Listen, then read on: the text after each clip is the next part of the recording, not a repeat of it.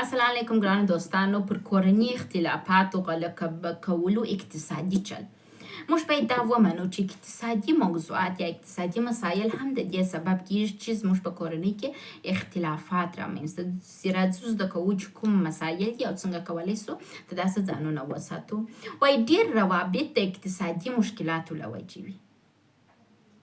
ډېر مشکلات د روابطو د اقتصادي مشکلاتو له وجې وي. وایي بیکاري، نفقه نه ورکول، معاش مخفي کول د دې سبب کیږي چې په کورنۍ کې مشکلات رامنځته سي. وایي فقر او بیکارۍ نارینه ډېر تر تاثیر لاندې راولي. وایي ډېر مادي توقعات د مشکل پیل دی او بل کله چې نارینه مصارف نسی کولای نو یا غصه کوي او یا هم دا موضوع صرف نظر کوي چې دا دواړه نظم خرابوي. نارینه که چیرې ستا اقتصاد کم دی، معاش چې هر څومره دی باید مخفیه نه کړې، کورنۍ ته ووایې، غصه ونه کړې، موضوعات صرف نظر نه کړې، بلکې په جدي توګه کښېنې او د حل لار ورته پیدا کړې. وایي کله ناببره شتمن کېدل هم اختلافات منځته راولي. یو نفر غریب یو دم پیسې راسي بلد یې ونه ایسي، د خپل اختلافات په کورنۍ کې رامنځته کوي او د کورنۍ د نظم د خرابوالي سبب کیږي. وایي ظاهر بیني او ځان ښکاره کول د مشکلاتو سبب کیږي. باید د دغه څخه ځانونه وساتئ. وایي انسان په شتمني نه مړیږي، د انسان ذات دغسې دی چې هر څومره شتمن کیږي نور غواړي. نو تاسو کوشش وکړئ چې په دغه حقیقت خبر سئ او ځان ځینې وساتئ. وایي د ښځې د کور د باندې کار هم د کور مسؤلیت کم کوي او مشکلات پیدا کوي. که ښځه چې د کور څخه د باندې کار کوي هغه بیا د کور مسایلو ته په صحیح توګه رسیدګي نسي کولی، نو دا هم په کور کې مشکلات را پیدا کوي. هغه نارینه چې ستاسو ښځې د کور د باندې کار کوي او ستاسو سره په اقتصادي نګاه څخه کومک کوي، تاسو باید هغوی سره د کور په کارو کې کومک وکړئ. د کور د کارونو ټوله پره پر هغوی وانه چوئ.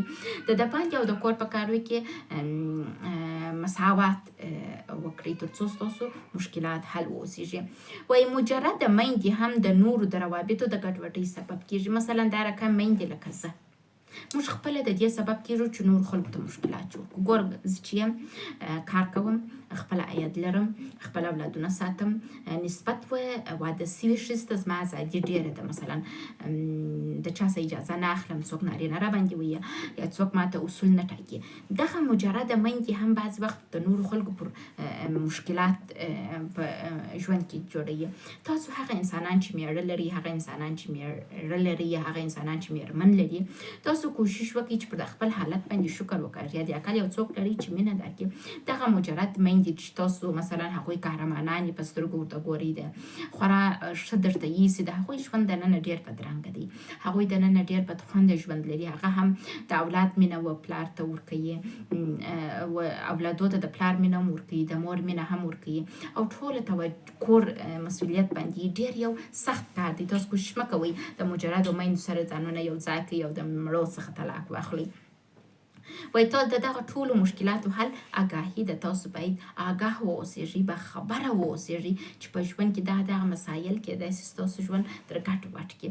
نو کوشش وکړئ ځان خبر کړئ، کوشش وکړئ زما د یوټیوب ویډیوګانې وګورئ د علم حاصلولو په موخه، د روابطو علم، تر څو تاسو وکولی سئ ښه روابط ولرئ. مننه.